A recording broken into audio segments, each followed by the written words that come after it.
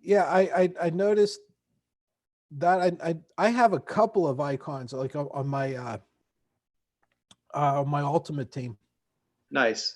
that are, I mean, they're just loans, right? Yeah, You yeah. know, they're so I got a couple of icons that are loans. They're not uh I can't keep them, so I'm not. I hate to use them. Yeah, I'm the same way. I use them to meet a Yeah. challenge, but to meet one of those challenges to get some XP points and to do whatever needs to be done. But I only had to use them for like 2 games. Yeah, and I noticed because Nick and I did a couple of drafts, right? Draft challenges, Those tokens, the the draft tokens. tokens, yeah. And boy, we just got boatloads of legends. I Oh, mean, it's it was ridiculous how many you get. odds on those. But yeah, then you usually play like a tremendous player and get if you follow through with the game. Sometimes I don't even play the games. I draft and look at the team. But I think I've won 1 game in the draft token thing, and I usually get slaughtered in the second game. Well, Nick, you know, he kind of gave me hell because the first game we won like 9-0, right? And it was like he lost his mind. He said, "You can't do that because it's going to bump you up to the because we usually play on what's above pro world class." Yeah. So we play on world class, and then if you win by too much, it bounces you up to legendary. Legendary, right? And normally you get legendary like your last game. Yeah. We got to like our third game. Oh wow. Oh my God, it was so hard. It was ridiculously hard. They're everywhere you want to be, and you're not there. They're like, what is it, Visa? They're everywhere you want to be. So we're gonna have to get Lou a we're gonna have to get him a Barcelona hat. Yeah, that's doable. We'll shoot one over from him. That can be bought. Well, it's basically what we're doing, you know. I could be a Barcelona fan. He's not going to watch any of them, but he's going to wear the damn hat. At least an hour a day. I'll just memorize who the coach is and a couple players, you know. Just remember Messi. That's all. All you got to do is just Messi. And you're set. All you need to know anything about, oh, yeah, I follow soccer. Oh, yeah, who you follow? Messi. That's all.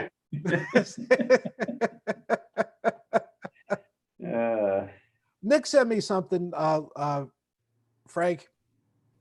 He sent it to me on Instagram. So it was like one of those memes, and I forgot who the quote was. I was curious to hear what you thought before we get started.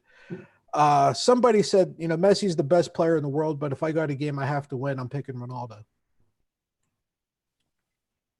I mean, I guess that comes from the World Cup and maybe even the South American championships where, I mean, Messi hasn't won any of those championships. I don't know, man. I think, in the Euro Cup that Portugal won, they won it without Ronaldo. I mean, Ronaldo went out with injury, and then they ended up in the game. So I really don't see them as too much different when you get into those kind of situations. Yeah, I don't know. I thought it was interesting. I thought it was an interesting quote, though. Certainly, I mean, I would rather have Ronaldo take a penalty kick. Yeah, I would too. I'd have him take a penalty kick probably before anybody else, though. Yeah. Yeah.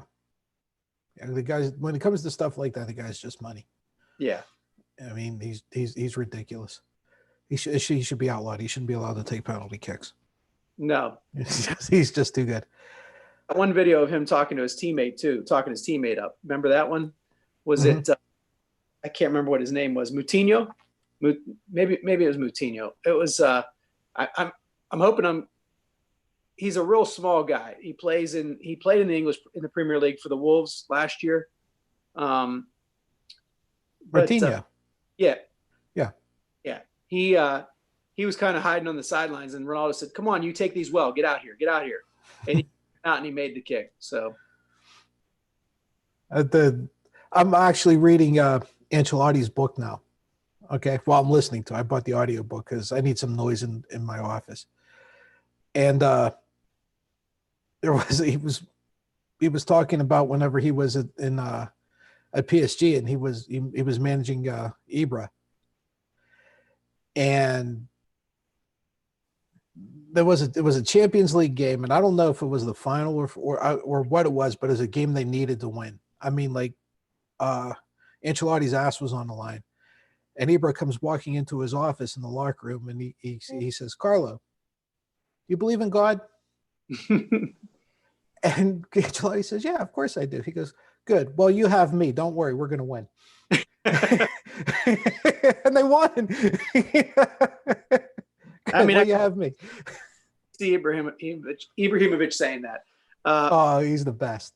So one last thing from my end on soccer, because I know Lou wants us to probably move on from this, but it's just an Ibrahimovic story. It was his wife's birthday, and the reporter interviewing him that day said, "Zlatan, I heard it's your wife's birthday. What did you get her for her birthday?" He says, "Zlatan is gift enough." Did you see the competition him and Pogba have going right now? The No. trick shots? Oh, No. yeah, you got to. They're just follow one of them on Instagram. Okay, I'll check it out. They're doing things back and forth at each other. You know, kicking it off a wall, putting it into like a trash can or something like that. Then they'll somebody like one of them will do that, and then they'll be like if Ibra does, it'll be like Pogba, you're up. You know, then he'll do something. He'll throw it back to Ibra. I mean, it's been going on for about a week, so it's pretty good. That's cool stuff. Did I send you the one from the Coppermine Club that I help out with, and where the girls were kicking it to each other through the video? No, I'll have to send that to you. So there's like a 15 or 16-year-old girls team, and they'll juggle the ball a little bit, and then they'll kick it off the screen, and then the other girl will have the ball coming to her on her screen, and they're playing to music, and it's like they keep the ball in the air like all the way around the team virtually. It's really cool. That's really cool. Yeah. Speaking of really cool, how's this one, Frank? You're gonna like this one. Biden got another pretty big endorsement today. Yeah. Yeah. See that, Lou? The big guy. Yep. I like that. I knew he was going to wait. But, you know, he did it with class. And right before you got on, as Patsy and I were talking, we both felt that the Clintons should stay far away from this election. Yeah. Yeah, I agree with that. What benefit is there really? I mean, at this point. No, there isn't any, right? Frank, or Lou and I were talking. We said, you know, at this point, they're almost tainted. I mean, you're probably better off if they just stay clear of the entire thing. I mean, you want to bring Bill on because you know he was a former president. You want to bring him onto the convention to have a spotlight for a little while. Well, okay, I could understand doing that. He earned it, but I'm not so sure I'd go much further than that. I mean, it's like any dyed-in-the-wool Democrat that's a Clinton Democrat is gonna vote for Biden anyway. You don't need an endorsement from Bill Clinton or Hillary Clinton for that matter for them to vote for Biden. Did either of you watch the endorsement video that Obama did? No, I just a little bit of it, and that was it. I caught a little bit on the phone. I saw. What kind of surprised me was how it was almost like you and I, all of us sitting here. Just the lighting and everything of it was kind of that was cool. I also was looking at the reaction from the MAGA side. Of course, they're going after the creepy Joe thing because one of the lines in that video was Joe's touched us all. So that's something that they're seizing upon. I don't know if you saw that or not. I didn't, and I'll be honest. I don't care. I really don't. I don't care what any of the MAGAs are going to do or what they're going to say or what memes they're going to put up or anything like that. It means nothing because this clown has gone so far off the deep end and it's going to get so much worse for him now that he has to deal with Obama almost head to head. It's going to be a disaster for him.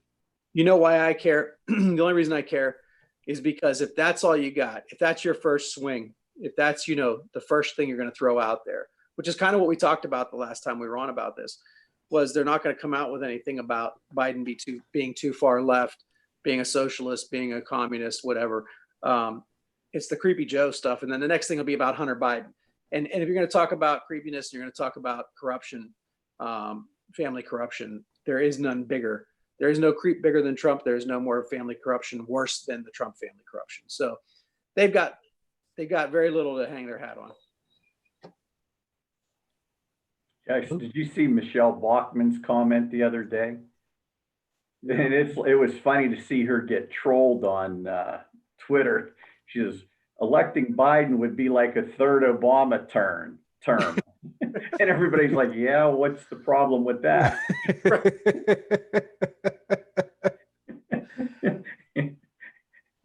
and I mean, and I guess the looking at it pragmatically,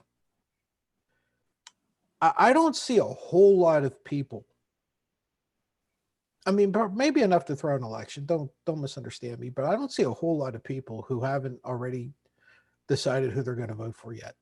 I wonder how much all of this is going to play into those people who, for whatever reason, have been living under a rock someplace and don't know who they're going to vote for. I think there's more out there than what you think, though. Maybe not as many this time as a normal election, just because of what's going on. And they're getting to see Trump's incompetence in full view, at these nightly, whatever you want to call them. Do you see CNN and MSNBC, I guess, cut away on the propaganda video right away? And then they did come back. But then I don't know if you noticed, Tucker Carlson had a fit because of those 4 crawls that CNN put up. He was going after them last night. I'm actually looking for those. I actually screenshot them, and I'm going to see if I can't grab them somewhere. I can't remember where the hell I put them up. I might have put them up on Twitter. But I thought it was absolutely hysterical seeing these things. And when I saw them last night, right? I think I posted to our group last night, and honestly, I thought it was photoshopped, right? As soon as I saw that the screens, I started laughing, right? I'm like, oh, that's about right. Then the more I'm looking at it, I was like, oh, holy shit, no, that they really did that. Wow. Yeah, here we go. I actually do have them. Let me see here. Okay, there's the first one, and these are real. I mean, that's the killer. These were actually up on CNN, right? Let me see there. There's the next one. That one I thought was the best. Really, just that caption I thought was absolutely hysterical. Trump refuses to acknowledge any mistakes. And if you didn't know any better, right, you would actually sit there and think that. And there's the last one, obviously. You would actually sit there and think that boy, somebody just photoshopped the hell out of these things and put them up. I never would have believed, if I didn't read any further and saw who was actually posting them. They were actually contributors, CNN contributors that were posting these. It was like, holy shit, this is real. CNN actually did this. I was really surprised. The whole idea that, Tucker Carlson and other folks that would be offended by something like that. I mean, they've invited this. Trump's invited this on himself. This is the president that has undone all the norms, all of the conventions around the presidency. This is what they wanted. They wanted this tear down the whole structure of the formality of the presidency, dumb it down to where, people don't feel intimidated by him or whatever, because he's not speaking quote unquote down to people. He'll just go up there and swear at people and do whatever he wants to do. There's no respect from him for the office. So the fact that he has not respected the office that he holds, it shouldn't surprise anyone that he's getting no respect. It's a two-way street, right? Mm-hmm. The part that I really liked was I don't know who the reporter was but she was from CBS that really pinned him on those things, and he tried like hell to throw it back at her like you're fake or you're not real, and she didn't even blink. Right? I mean, it turns out she was an attorney, so we have our own, and now CBS has theirs, I guess. But she didn't even blink. She just like, all right, you said you're bullshit. Now I'm going to continue asking my question. It was like it didn't phase her in the least, and that rocked him. That stunned him. He was not expecting somebody to just say, yeah, fuck you, I'm going to keep asking you this question. Paula Reed. That's it. Was that her name? Mm-hmm. Okay. Boy, she was brilliant. I guess I'm going to ask the rhetorical question. How come more news sources, more news agencies aren't doing that, putting somebody equipped as she is? I'm not saying they have to be attorneys, but equipped like she is to be able to handle the back and forth and that personal attack that he's going to throw at you whenever you pin him. Acosta will do that to a point, and he's pretty good, but I mean, he looked like a Cub Scout next to this one from CBS last night. So I'll take a quick stab at this. A couple things are there. Newsrooms are very, they're still stuck in tradition. And a lot of those folks believe in the, sanctity of the presidential office. They believe in, their editors and their bosses don't want to see them, come off as quote unquote disrespectful to the office of the presidency. And they're concerned about that. They're concerned about how their image will be portrayed beyond this presidency. So they conduct themselves with a certain decorum that maybe he's not entitled to because of what we just talked about, what I just put out there a few moments ago. But also, I'll say this too. I mean, it's been many years for me. I have some family members that have been involved in the news, business. But for me personally, I remember working for a small newspaper in college, and we had a pretty good story that we wanted to run, and we were going to go after a pretty high level person, and the reins are always pulled back. It's like, let's not do that. Let's not do that. So I would presume there's a lot of that going on, and that you have to have, with Acosta, I've seen other reporters say, they don't particularly like his style, but they understand why he's doing that, because otherwise you don't get straight answers, or you don't pin Trump to at least look like he's not giving a straight answer, because so many of them have let him off the hook. And we as consumers of the news want to see somebody hold him to the truth, or at least make him squirm like that Paula Reed did yesterday and like Jim Acosta does. So I think that's one piece of it, is the respect and the reins being pulled back. The other piece of it is a long-term strategy, I think, in the sense of almost going back to this idea of give somebody enough rope to hang themselves. Because if you let them keep talking and don't feel like they're being threatened, they'll keep talking and they'll keep saying the bullshit they're spewing. And over the course of time, he's going to hang himself. And I think that's a strategy. Whereas if you start mouthing back at him and start, arguing with him, he might shut down. It might devolve into just a name calling thing, which isn't getting the lie on the record. It's just a matter of him making himself look bad in that sense. But some of his fans like that when he brawls with people. So letting him talk, letting him get the lies on the record is a strategy. Yeah, I think, the Democrats should have enough information on his so-called locker room talk to post from now to election time. And like you said, it's only going to get worse. He's going to keep spewing. And I agree with you that I believe the networks do have most of their people held back because, you know what, if you push it too far, is he going to revoke their press corps privilege too? Well, if you play it out though, this guy needs the spotlight. He starts turning everybody away. He doesn't get the spotlight anymore. You know, what are you going to do? You're going to tell CNN they can't come to a press briefing? Okay, CNN's not there. Going to tell MSNBC now? Okay, they're not there. Who's next? CBS? Okay, they're not there. Oh yeah, all you have is Fox now. That's it. And contrary to what people think, Fox isn't the only channel he watches. That's just where he gets his information. But he watches and sees what all these other places are doing.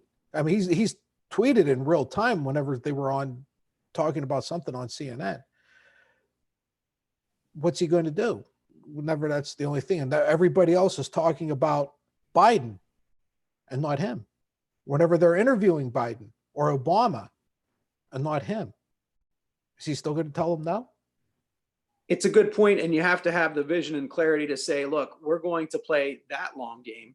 And I don't know that anybody, it's just the same thing. Like your point is so well taken, Patsy, that, and by the way, Lou, I agree with you 100% that they'd go through that rigmarole with the press passes being revoked. And he would say, well, you can send somebody else from CNN and just don't send Acosta. And then they'd fight that battle again in court. But Patsy, your point is well taken. But here's the thing, like how we're 3+ years into this presidency. And as reporters from every news agency, they have to see that their fellow reporters are not having questions answered.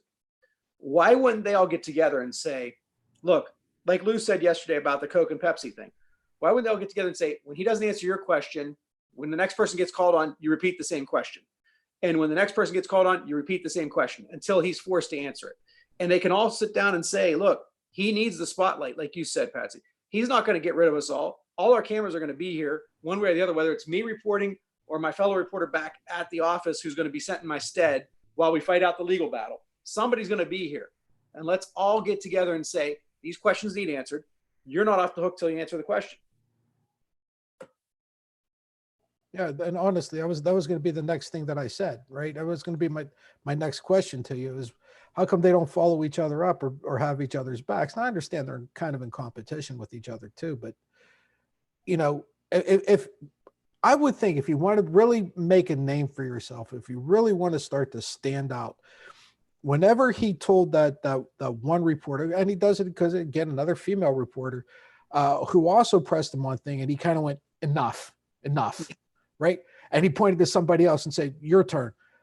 Wouldn't you have shit if that person who would have been like, he'd have been, or he or she would have been in line for the Nobel Prize if they would have said, yeah, here's my question. Finish answering her question.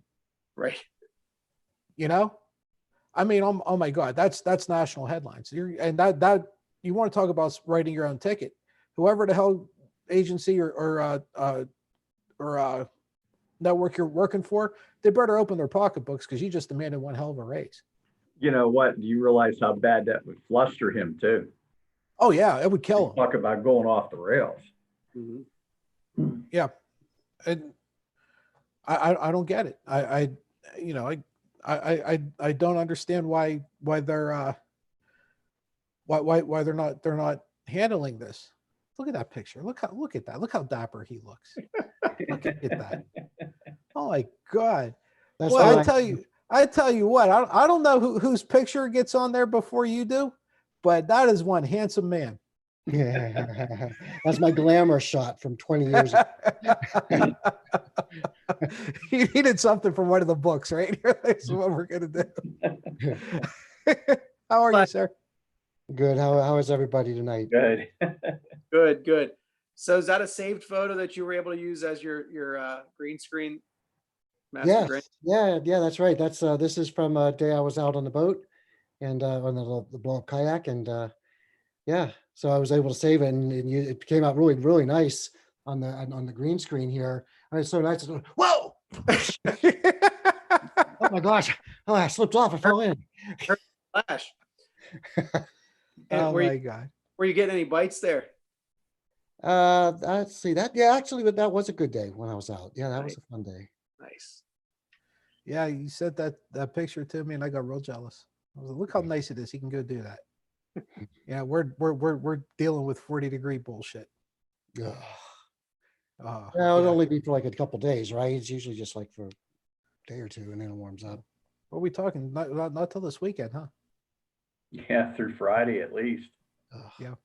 But we get like every season in 1 week in Western Pennsylvania. You know, it snows one day, it's hot the next, it's windy, rainy the next, and yeah, it's like every season in 1 week. It's the truth too. Well, Master Grant's from here's from Monaco. He knows what it's like. Yeah. Yes. We just to catch you up. Sorry, I don't know if you were listening before you got on, but we were talking about that pep rally turn meltdown that is supposed to be a COVID-19 presser last night. I don't know if you saw much of it or heard anything about it, but it was it was a sight to behold. Well, what about the response this morning from the New York governor? Oh, from Cuomo. Yeah, Yeah. I forgot about that. Yeah. Yeah, that was he hit back hard. Well, let everybody know what happened. He just said basically Trump's an idiot.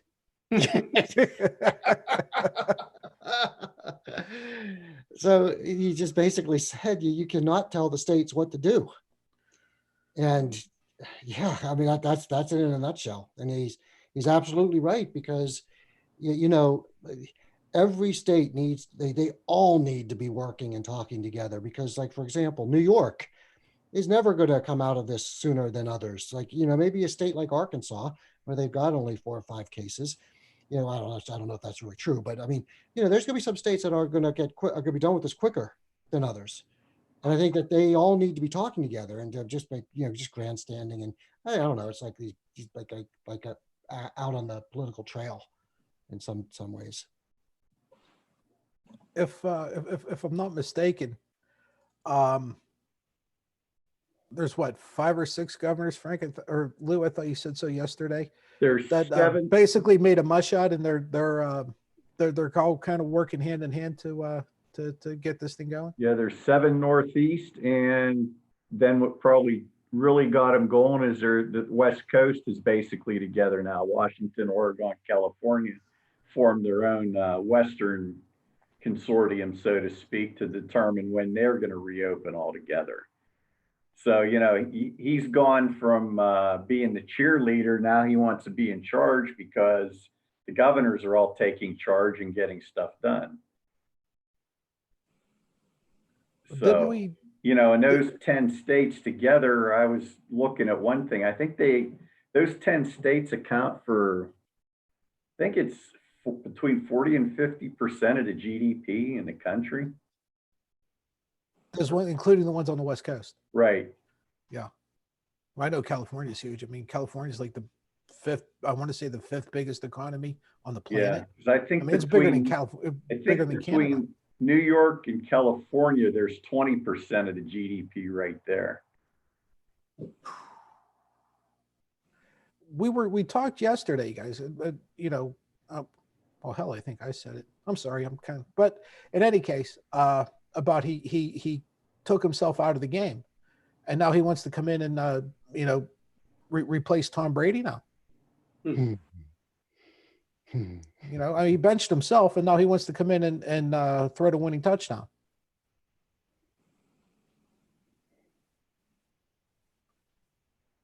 You can't do that. I mean, I'm sorry. I've said it, and you know, Master Grant, one of the things that we teach, or you know, maybe not formally, but you can't be a leader and a victim at the same time. Mm-hmm. Now, I love the threads where there's people that have been chronicling his tweets since January, you know, January 28th or so, and looking at, you know, what his comments about coronavirus have been since that point in time. And that's the thing, that this is so recent. I mean, you can go back to the tweets that he had when Obama was president or when Bush was president. They always bring those. There's always a tweet, they always say. Mm-hmm. But these ones are so recent, and they're so salient to what's going on in this country and in the world, that they're not going to be those obscure kind of like, well, he said this at that time about, Obama's performance or about Bush's performance. This is about his own thoughts about what this pandemic is going to be, or what it's not going to be, and how our country's response to it is going to be. I don't know. Do you guys see any way he wiggles out of those things? We'll start with Lou. Well, let's just say he won't. I'm hoping that the undecideds or the borderlines that gave him a shot last election are paying attention. 40%, it doesn't matter if he shits on their dinner plate. They're still going to vote for him. And you need those middle ones that said, we're giving this guy a chance just because he talked their talk at the time. Now you had so much happen in some of these states that truthfully, I can't see him even winning Ohio at this point. I think it's getting that close. Yeah, nothing sticks on this man. I mean, he has really been unreal. He's remarkable in that. I mean, he's out there groping women, and he's, doing all these things, and nothing sticks. I think it's just the chaos. Yeah, the chaos that he creates. Yeah, he's always something next. And then, my hope is that, well, first of all, you got your people who are going to vote for him no matter what. I mean, we love to make the comment that even if Jesus ran as a Democrat, he will still lose with those same people, because you just have an R by your name, you're going to win. So, but I'm hoping that the moderates, the independents, that, look, Hillary wasn't the greatest choice. And, I could see people who are kind of swaying back and forth, going with Trump. He had the TV show and all, so at the time, nobody really knew what he was like. So, but now I'm just hoping, like you said there, that people are opening up their eyes and understand, knowing what this man is. I think that the more light is shined on him, the more people who don't pay attention. We had talked about how this pandemic that we're in is really shining a light on his inability to pretty much do anything, because people are stuck at home. They have no choice but to see what's going on. And I think that's what's killing him most of all. We know that the MAGAs, the red hats, and Lou and I are surrounded by them, they're going to vote for him no matter what no matter what. It doesn't matter who's running against him. He's going to get their vote. But I think he's fighting himself. I mean, he could start trying to deflect, and you saw last night at that presser, like we mentioned earlier, where he tried attacking the reporters, asking the questions instead of answering the questions, as a way of deflecting, a way of changing the subject. But the more he's in the spotlight, the more people are hanging on his words, because whenever you're in a crisis, you always hang on your leader's words. We said yesterday, George Bush had a 90+% approval rating after 9/11.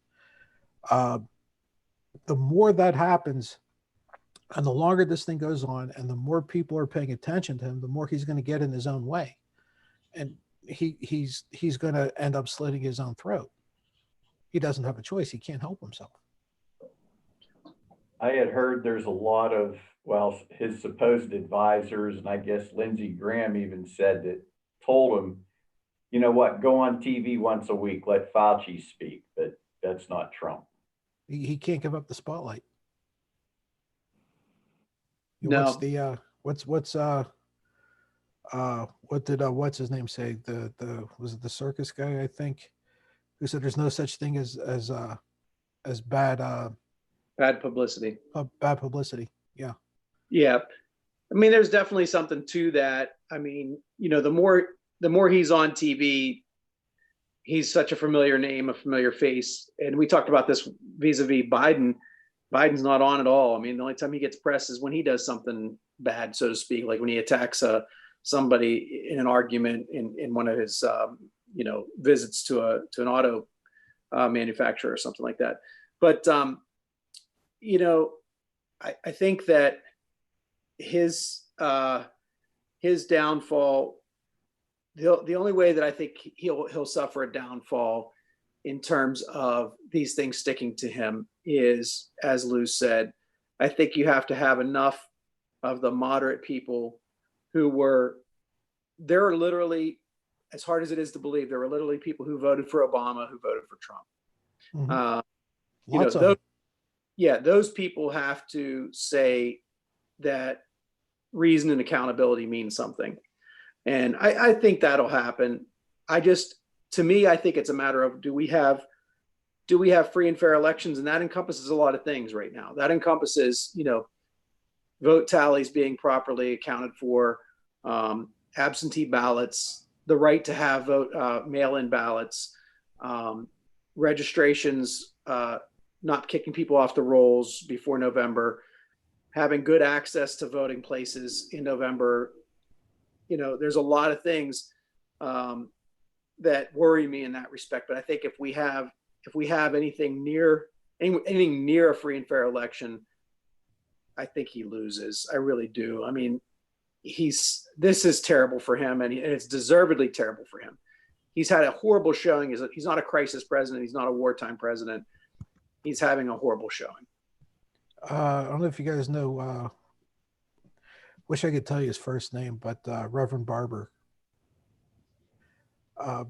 big guy, hunchback. I think he's always been over. He's got to have back problems. He's on MSNBC a lot, particularly Joy Reid show. But you can catch him almost at any time.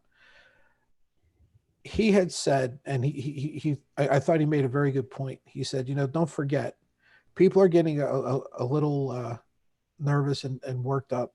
He said, don't forget, Trump won because the poor didn't vote. Trust me when I tell you, nothing's going to stop them this time. I don't know if you also, Frank talked about the election. I was reading a little thing today or yesterday on that Wisconsin election and how the Republicans knocked down that mail vote in. They took it to the Supreme Court.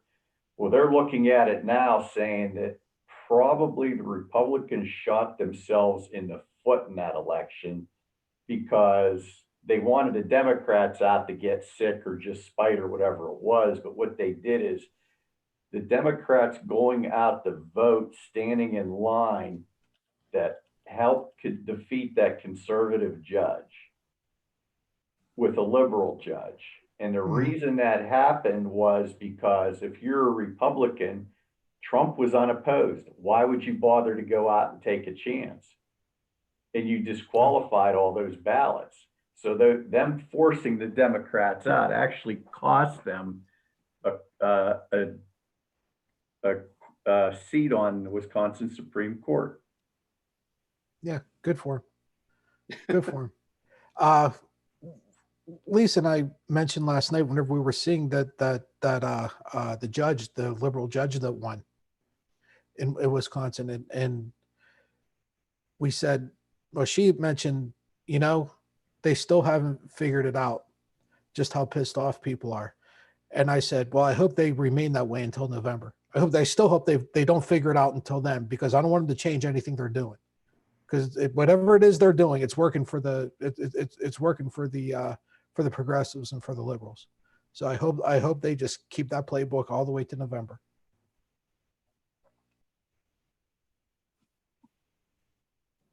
Mr. Gray, I don't know if you noticed the hat Frank's wearing.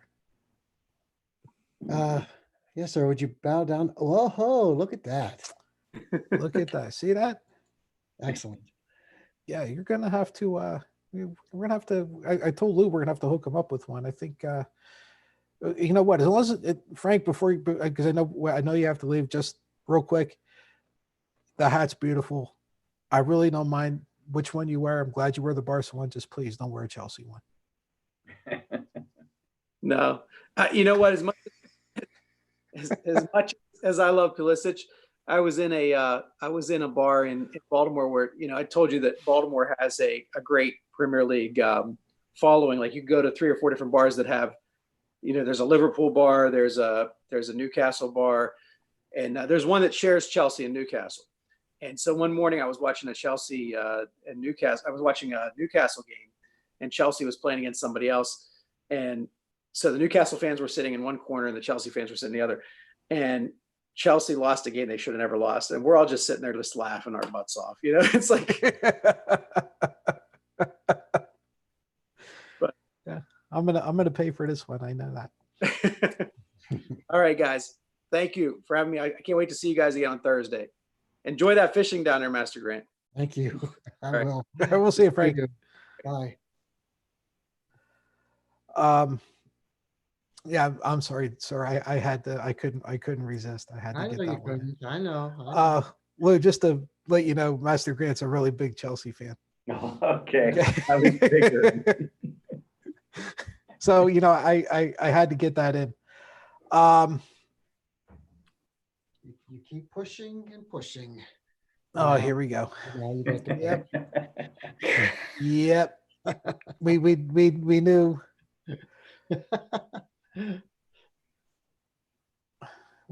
We knew. I knew it was coming. I did. I knew it. So, what did you hear? What are they going to have a Premier League champion this year? Not as far as I know. I know things are. It's like he disappears when he comes. As far as I know, nothing has been determined yet. I do try to follow ESPN FC on YouTube, because it seems like they keep changing the start time for this thing, and I'm not going to try to chase it on the ESPN app. So I just follow, because they have like little snippets, and they do them. I don't know, probably every 20 minutes or so. There's something new that they're popping up that's that day. So it's pretty easy to keep track. It's just not all one big show. But I haven't heard anything yet. Not for any league, to be honest. Okay. It'd be such a shame if Liverpool couldn't collect there. Yeah, that'd just be terrible, wouldn't it? That would be awful. My heart would break. I don't know if my son will be able to sleep.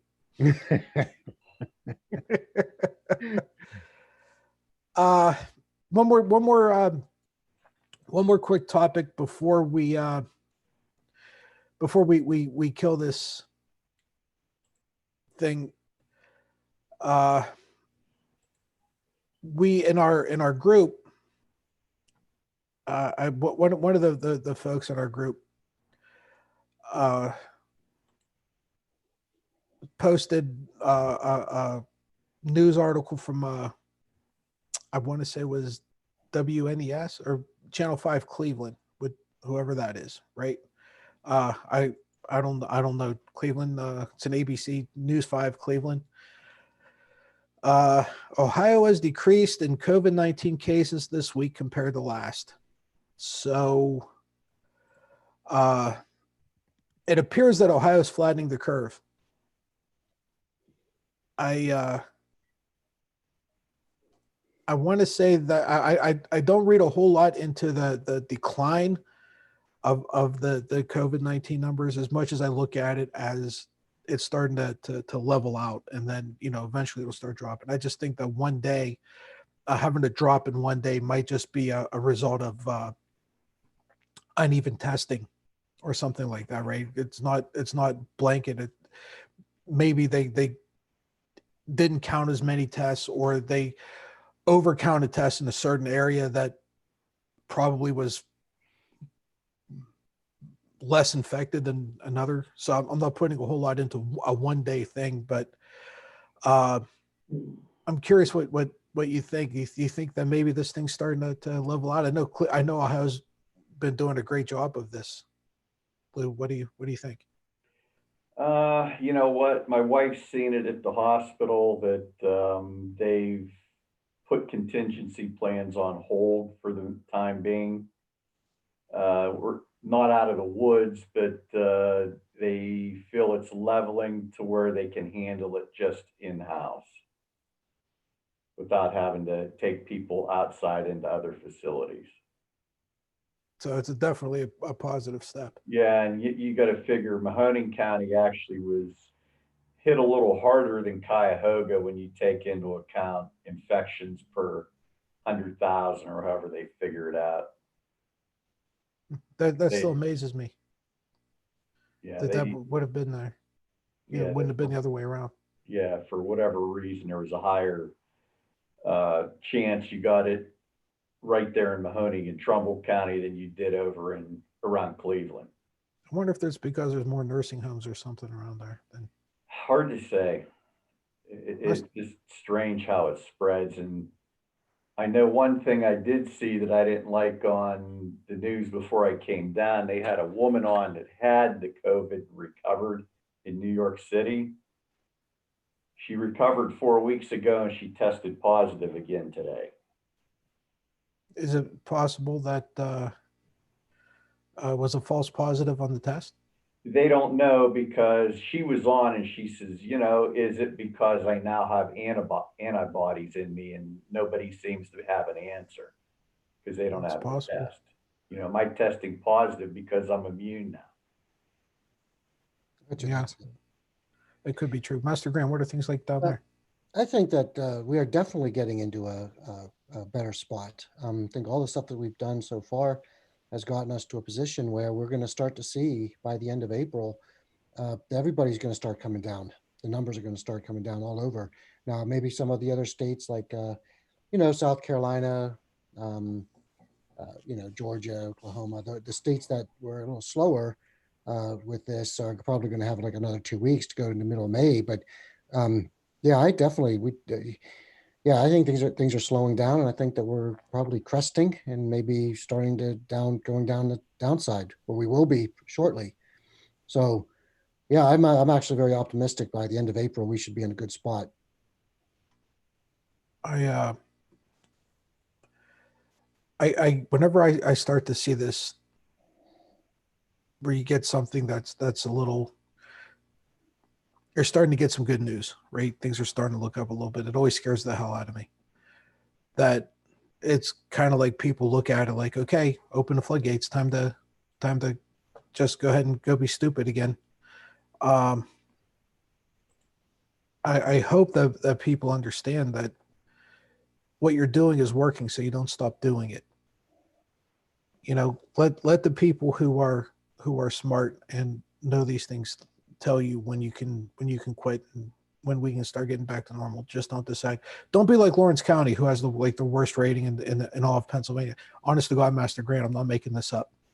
Lawrence County has the worst grade. That I forgot who it was that graded it as far as the COVID-19 response and how we're handling this as far as social distancing or whatever. And Lawrence County came in. We scored an F. We failed. Okay, on this, I don't know how the hell it happened. Right there's like I said, there's only 80,000 people in the whole fucking county, and yet we failed on it. It boggles my mind how we are this absolutely stupid. I mean, I don't get it. Here, in fact, I'll show everybody. Here we go. Just so look at this from the Elwood City Ledger. Well, okay.